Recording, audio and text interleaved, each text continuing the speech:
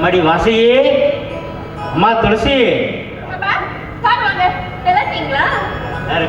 நல்லா இருக்கு அம்மா. வாசகி, நான் நல்லா இருக்கேன். நீ எப்படிமா இருக்க? அப்பா, நான் உண்மையை சொல்லுனா, இந்த வீட்டுல என்ன மகாராணி மாதிரி பாத்துக்கிறாங்க. அத்தை என்ன அப்படி பாத்துக்கிறாங்க. ஏன் உங்க மருமக இருக்காரு அப்படியே தாங்கன்னு தாங்குறாரு. அது மட்டும் இல்ல, உங்களுடைய அக்காவும் எனக்கு ஒரு அக்கா இருந்திருந்தா கூட இவ்வளவு நல்லா பாத்துருப்பாங்களான்னு தெரியல. என்ன கூட பிறந்த தங்கச்சி மாதிரி அவ்வளவு நல்லா பாத்துக்கிறாங்கப்பா. அம்மாடி வாசகி, நாம ஏன்டா இந்த பூமியில பிறந்தோம்? நமக்கு இப்படி ஒரு பொட்ட பிள்ளை பிறந்துருச்சுன்னு சொல்லிட்டு நான் தினம் அந்த சாமியை திட்டாத நாளே இல்லைம்மா.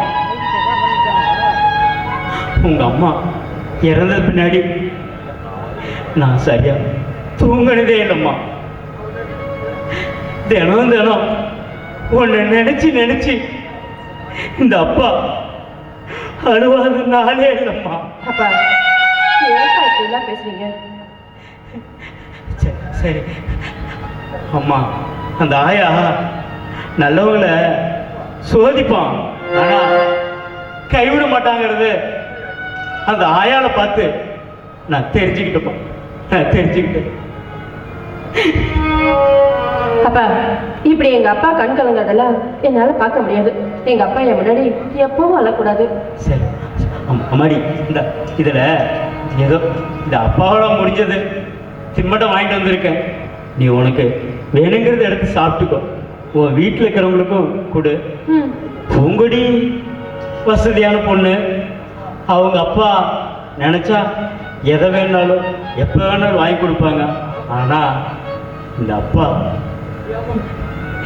ஏதோ என்னால் முடிஞ்சது நான் வாங்கிட்டு வந்திருக்கேம்மா. அப்பா, அப்படி ஒரு என்னண்டா இப்பவே அடிச்சிருக்க.